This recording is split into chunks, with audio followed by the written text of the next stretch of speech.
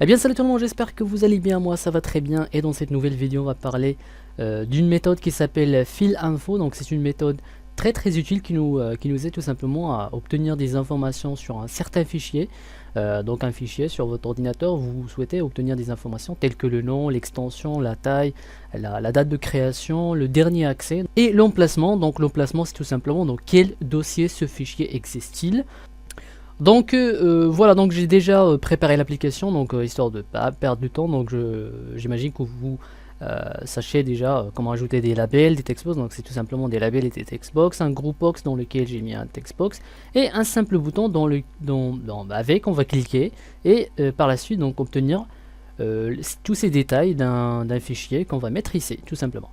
Donc voilà, donc on va commencer par, donc déjà j'ai rien codé. Donc j'ai juste ajouté les contrôles, donc vous pouvez faire pareil et puis on va passer au code.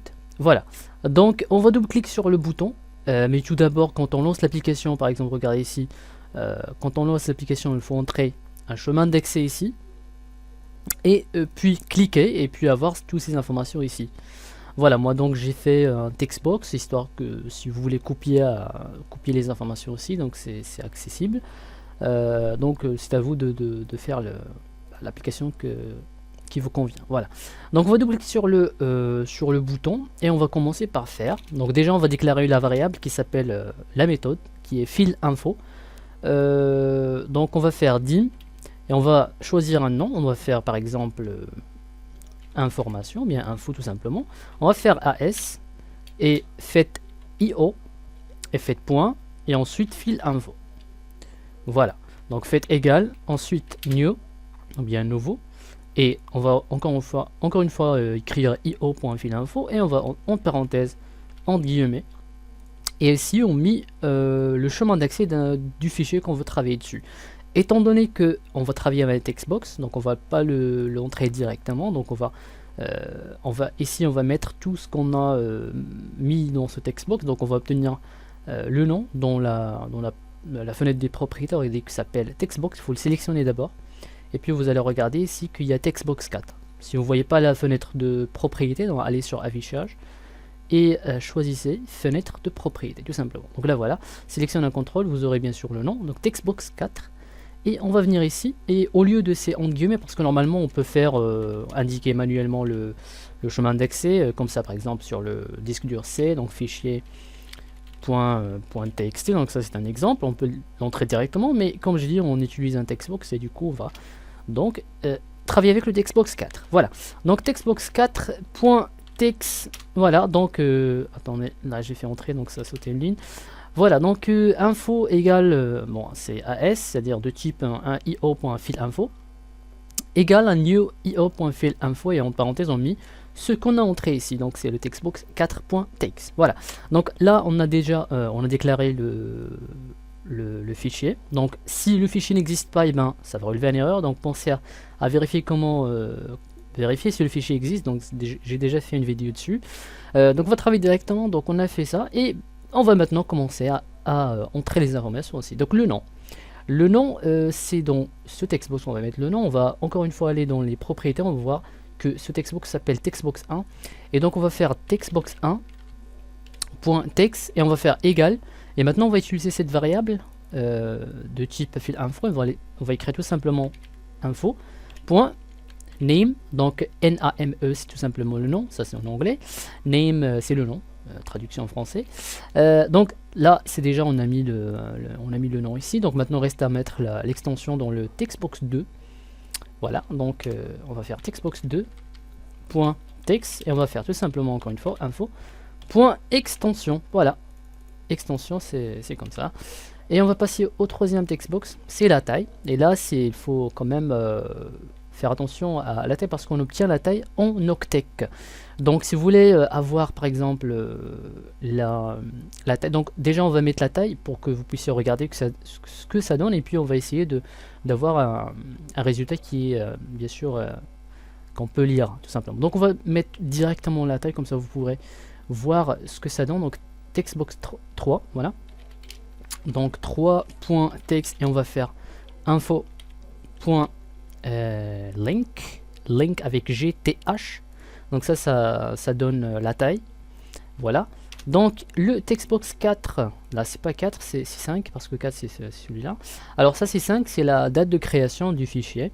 On va faire textbox 5, point texte égale info, point création date. Voilà, création time, pardon. Voilà, donc création time, c'est-à-dire la date, ou bien le temps, la date de création, pardon. On va passer au suivant, donc dernier accès. Donc c'est le dernier accès, c'est-à-dire que c'est un programme a écrit quelque chose dessus, ou si vous avez écrit quelque chose dessus, donc ça c'est le dernier accès. Si c'est un fichier texte et j'ai écrit par exemple salut tout le monde, il y a 5 minutes, donc ça va me donner la date du dernier accès tout simplement. Voilà, donc textbox 6, on va faire textbox 6 point text et on va faire info. Ça c'est toujours le nom de la variable qu'on a déclaré. Donc last access time. Last access time, c'est-à-dire c'est le dernier accès tout simplement. Voilà. Et je pense que c'est le dernier. Voilà. Donc l'emplacement, c'est-à-dire dans quel dossier ce fichier existe. Donc l'emplacement c'est textbox 7. Alors textbox 7.text égale, et on va faire info point directory name. Voilà, donc directory name, ça donne le nom du dossier dans lequel ce fichier existe. Voilà, donc rien qu'avec ça, on a toutes les informations nécessaires. Voilà, donc on va lancer l'application et on va déjà, donc il faut choisir. Donc attendez. Voilà, donc maintenant il reste qu'à entrer un chemin d'accès d'un fichier. Voilà, donc j'ai un dossier dans le bureau. Voilà, je vais l'ouvrir et j'ai un fichier WinRAR, j'ai un fichier compressé. Voilà, donc il pèse 14 mégas. Donc on va voir ça plus tard, donc pour la taille du fichier. Alors pour avoir le fichier, ou bien le chemin d'accès qu'on va mettre dans ce dossier 4, eh ben, il suffit de cliquer droit et choisir propriété, aller sur détail, et non c'est sur sécurité, pardon, aller sur sécurité et vous allez juste première ligne, vous avez bien sûr le chemin d'accès. Donc copier ce chemin d'accès et faites copier, et on va tout simplement venir ici, on va mettre ce chemin d'accès ici, on va cliquer sur obtenir les informations et regardez ce qu'on a obtenu. Voilà, donc le nom c'est fichier winrar.zip, voilà, ça s'appelle fichier WinRAR. L'extension c'est .zip, donc c'est un fichier compressé.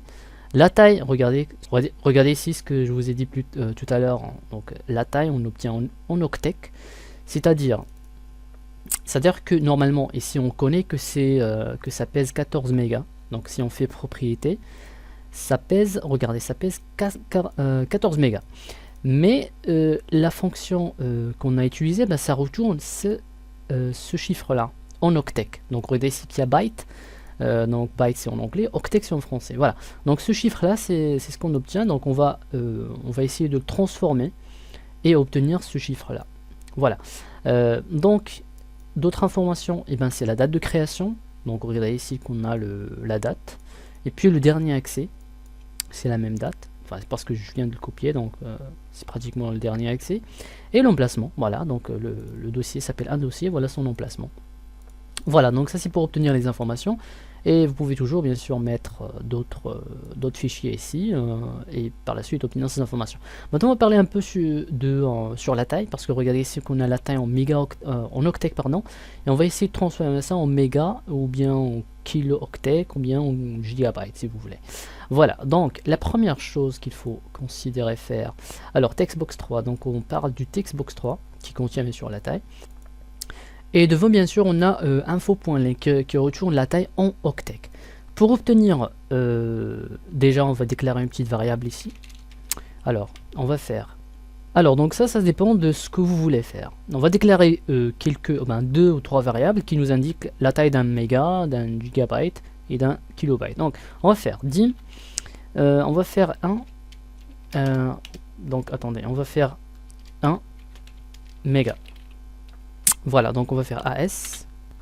Voilà, donc on va faire égal. Donc c'est quoi un méga? C'est tout simplement, mathématiquement, c'est 1024. Donc 1024 c'est 1 kilo. Et pour obtenir 1 méga, il faut multiplier 1024 multiplié par 1024. c'est pratiquement pour les gens qui connaissent un peu de maths, et ben c'est tout simplement 1024 à la puissance 2. Donc pour obtenir, donc ça c'est 1 kg tout simplement. 1 kg, vous voyez les fichiers qui ont un petit taille, qui pèsent juste des quelques kilos, vous voyez qu'il y a 500 kg, il y a 300 kg. Donc 1 kg ça égale à 1024. Et pour obtenir 1 méga, c'est tout simplement vous faites 1024 fois 1024. Pour obtenir 1 giga, vous faites par exemple 1 giga et vous faites tout simplement la même chose, mais on va multiplier par à la puissance 3. Donc on va ajouter un autre 1024. Voilà, donc tout simplement comme ça. Donc pour obtenir, donc on a la taille. Voilà, pour obtenir ça en méga, on va diviser ça. Vous faites devant parce que là, non, c'est pas une extension. Donc link ici, on va diviser ce link parce que c'est en mégaoctet qu'on va le diviser par exemple. Si on veut en méga, on va tout simplement le diviser en 1 méga. Voilà. Et on peut par la suite, donc faites en parenthèse. Voilà. Et de préférence, parce que ça il s'agit des numéros, donc on va les mettre dans un textbox qui comprend que du texte. Donc on va faire tout simplement toString de préférence. Voilà, toString, voilà, pour éviter tout problème. Voilà, donc vous faites ça. Et on peut ajouter un petit plus. Entre guillemets, on peut sauter un espace et faire mégaoctet. Voilà, juste pour indiquer qu'il s'agit du méga.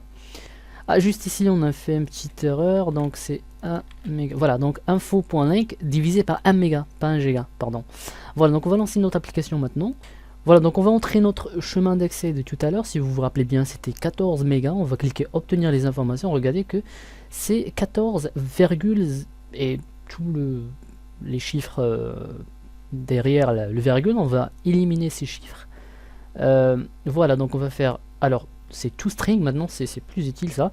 Donc toString, dedans vous faites double guillemets, vous faites 0 et faites point et faites 00. Voilà, ça c'est juste, on essaie de mettre un format de ce chiffre là. Donc même s'il y a 4 chiffres, il y aura 4 chiffres, mais juste on accepte 2 chiffres derrière la virgule. Voilà, maintenant on lance l'application et on va encore une fois mettre le chemin d'accès.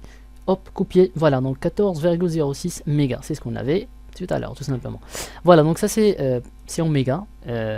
Si vous voulez mettre en giga, bah, vous divisez par 1 giga ici. Voilà, donc je pense que c'est tout. J'espère que cette vidéo vous aura plu. Donc la prochaine vidéo, on va parler sur le directory info. Donc c'est à peu près la même chose, mais ça nous donne des informations sur des dossiers, tout simplement. Voilà. Donc en attendant, j'espère que cette vidéo vous aura plu. Si vous avez des questions, n'hésitez pas à commenter en bas de la vidéo. Et n'oubliez pas le j'aime et le commentaire. Et pourquoi pas vous abonner pour plus de vidéos. Donc voilà, c'était Project 7. Je vous dis portez-vous bien à la prochaine. Salut tout le monde.